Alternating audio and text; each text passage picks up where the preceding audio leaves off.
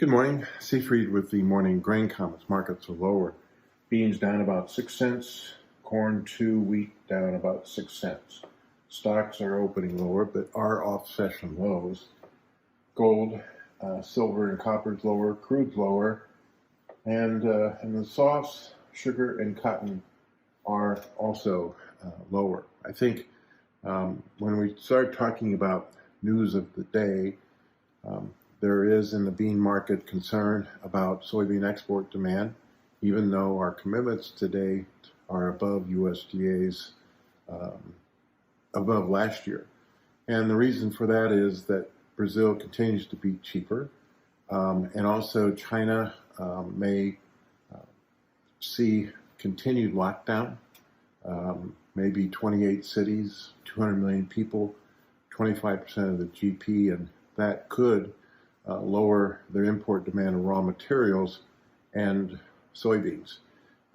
We're still wondering if the protein demand and feed demand in Russia and China will grow instead of decline. Here in the United States, we're noticing that export commitment of meal and soybean oil is lagging pace to reach the USDA's goal. And with soybean crush margins as high as they are, this could continue to offer resistance, especially into the meal market. South American weather, again, Argentina's dry, may be dry through much of November. Brazil, central Brazil is drying out, but I think that as La Nina goes away, the central Brazil and even maybe Argentina weather should improve.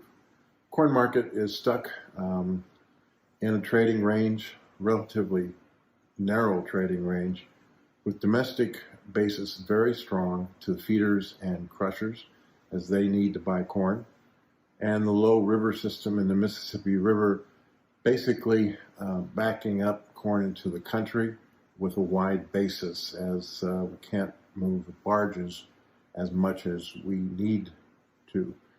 Also, when you look at export commitment, well over 50% below a year ago, the USDA is probably going to have to lower the corn export number and raise the carryout in November. Both wheat and corn still trying to figure out what's going to happen to the Ukraine corridor.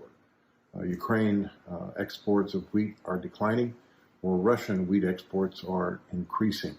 But there is a date, probably 9 days from now, which exporters probably will not be putting vessels into Ukraine, because if you took them in, loaded them, they might not get out in time for the November 19th deadline of the Ukraine export deal.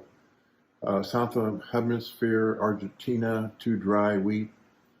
Australia, eastern, too wet. U.S. Southern Plains, too dry, which offers some support under the wheat market.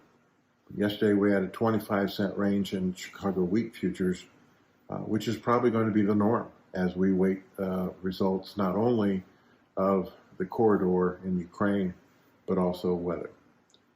Have a good weekend, enjoy Halloween, and remember, always treat people like you yourself would like to be treated.